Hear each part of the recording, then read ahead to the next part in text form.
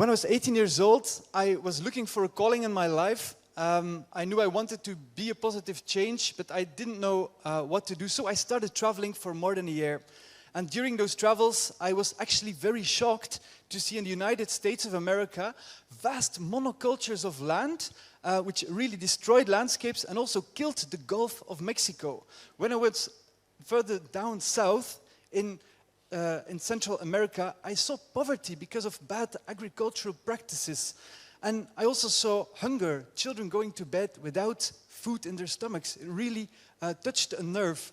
And then the last thing that really propelled me into my mission was when I stood in the desert of Morocco. Who has ever been to a desert? It's a scary place. I can normally survive because I know how to forage, plant and survive, but there is almost nothing to forage, really scary. And there was a local guide who told me, well, Louis, this used to be the breadbasket of Europe. And before that, it used to be a lush food forest full with food. And I thought, how is this possible? And then I realized that the way we are eating today is actually still causing this desertification worldwide. And that moment I decided to do everything I could possibly do to change the world of agriculture, to change the world of food. And I started studying everything I could. And one of the first things I did was to follow an internship on a farm, actually on an organic farm, to make the link with this event, on an organic farm called Le Monde des Mille Couleurs, that is giving the vegetables to Nicolas de Clout from Hummus and Hortense. And while I was there, I was harvesting leek, those plants out there, at -4 degrees Celsius, and I was really freezing. It gave me a lot of time to think about the future of agriculture, to talk to a lot of other farmers, and I realized that farming today is really screwed, because first of all, money. Farmers don't get enough money for their food, and the prices go up for all their machineries and the expense of living. Suicide rates. I've met a lot of families where farmers literally just stepped out of life because they couldn't handle the pressure anymore. Then you could say, well, then maybe it's good for the planet. But no, if we continue this way, the United Nations predict that in 2050, that's in 30 years, people, 90% of our soil will be degraded. What are we going to eat then? We're not going to survive by eating Teslas or iPhones. Then you could think, well, maybe the nutrition has risen, but even nutrition is gone down because you have to eat more apples today than you had to eat 50 years ago. And that made me realize, well, we have to do something, but I'm not sure who of you have seen the film Don't Look Up. In this case, it's Don't Look Down. It's a big problem, a collapse hanging over us, but nobody really cares about farming. So how are we going to address a problem where nobody really cares about? Then I realized, well, everybody does care about food, about good food, about delicious food. And that's why I'm here, because I think you know the answer. You might think, well, if agriculture is so bad, and then these farmers, they have to be horrible creatures. Well, they're not. They're forced by a system. And it all started at the end of the Second World War, where we had too much munition. They couldn't sell anymore, so they transformed it into chemical fertilizers and into pesticides. Let's kill some pests instead of people now. And that started the Green Revolution, which actually was not very green at all. Now the thing is, they said, never hunger again. And these products, they helped to achieve massive yields. But if we're gonna continue to use this same solution, we're gonna end up with hunger again. So we have to do something differently. And while I was harvesting leek at -4 degrees, really freezing, while I was back at home in front of my stove, warming up a little bit, I was reading a book. And in that book, I was reading about a tree. This tree, it's actually a painting of that tree, is 4,000 years old. It's not just a tree, it's a chestnut tree. And this chestnut tree still gives food today after 4,000 years. And I thought, oh my God, how is it possible that I'm freezing myself to death, harvesting this leek for Nicolas? And next year, I'm going to have to plant it again, because once you harvest leek, you have to replant it again next year, and the next year again for the next 4,000 years. That was not something to look forward to. So I asked myself, well, this tree is just giving food, and I could potentially just sit under that tree and the food will just fall on my lap. And that made me realize that what we're eating today is all annual foods, like leek. This means food that only lives for 1 year. Grains, corn or maize, soy, most vegetables, once you harvest it in all your vegetable gardens, it's all gone and you have to replant it or resow it again, year after year after year. So almost our entire plates based on annuals. Now, in nature, annuals, you only see annuals on disturbed soils. After there's been a problem, after there's been some disruption, after there's been stress. So in order to fill our plates, we have to keep on putting stress on these soils. And this is why, if you don't do something in the next 30 years, 90% of our soils will be degraded. So I was thinking, maybe we should do something about that.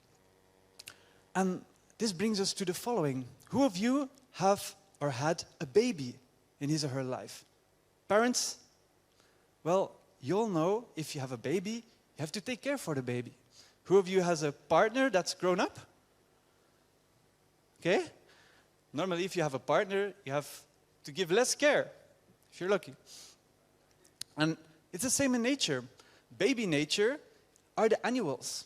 What happens if you saw a field full of annuals, grains, corn, rice, whatever? If you leave it, it will become higher. There will be little shrubs, there will be little bushes, there will be little trees, there will be bigger trees, until you have this. Chernobyl, for example, it was just even concrete. If you do nothing, nature finds its way and become a forest. So why not base our food production on a forest?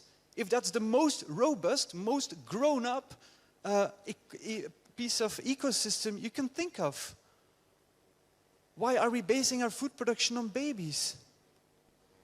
And this is why we went out to an adventure for our documentary, Eat More Trees. We went to the Amazon rainforest and we met Benki Pianco, the indigenous leader of the Yorenka Tassorensi people. And there we learned that the Amazon rainforest is actually an 11,000-year-old food forest. We think, oh my God, this is perfect nature, we have to protect it, we have to kick everybody out. But the people will be kicking out, they created this place. So this opens the door to an entire new paradigm. Because we currently think we have to fight against nature to grow our food. But here we show that growing food and having the best possible nature goes hand in hand. So you might think, well, wow, that's a beautiful story. But how are we going to fill the supermarkets with it? How are we going to get this to your kitchen? And that's exactly the question that Pedro Diniz asked. Pedro is a farmer from Brazil who exactly thought the same. And he said, well, let's make a rainforest. And he had this bare, degraded piece of land, and he planted the rainforest beautifully on rows to be able to harvest efficiently. And he actually has more trees per hectare than a natural forest, more biodiversity than a natural forest, and he's making more profit than a non-regenerative farm. That's far away, but in Europe, they're doing the same thing. Yannick and Alfonso, a young couple, they inherited a farm full of grains, you know, annuals, those plants with very short roots. And what happened? They had no rain for 1 year. This happens with your food. No rain for 1 year. And then in 1 day, you had the entire rain falling down. Guess what happened? It washed away the entire fields of grain. Thousands of acres of grain has just been swept away. Not only the grains, but also the topsoil. Luckily, they invested in almonds and pistachios. And the trees, which are perennials, have much deeper roots, and they could withstand much harsher weather conditions. And this saved them. I want you to imagine a world with so much more possibilities, because every time I'm eating this acai sorbet made from berries out of the rainforest, I'm actually planting trees. With every bite, I'm taking CO2 out of the air. And there's so much more. So this is acai sorbet, but you can have American cookies made with acorn. You can have a lot of recipes made with leaves from trees. Did you know that most nutrient deficiencies that humans suffer from can actually be found in the leaves of trees? For example, the mulberry tree really is the winner. But also the beech tree, the acorn tree, the linden tree, and so much more. And last week I was at Emil van der Staak's restaurant, the Nieuwe Winkel, who's also here today. And he gave me a culinary orgasm. He gave me brie cheese made from almonds. And it tasted like real cheese. You couldn't tell it was plant-based. But also he made me chicken soup made from the chicken soup tree. Yes, it exists, a chicken soup tree made with broth out of the wood of a chicken soup tree. Delicious. But also foie gras made from chestnuts. And then as dessert, lovely chestnut chocolate. You probably all know this, but people at home, they don't have a clue. And in order to plant more trees, we have to eat more trees. Do we have to abandon all the annuals? Of course not. I still want my bread made with grains, but we have to have agriculture in different layers. We have to have a three-dimensional form of agriculture. And for this, we need people to eat more trees. And how are we going to do it? Well, we have three options. Option one is we force them. We just put it in their throats. Number two is we could sneak it into their food.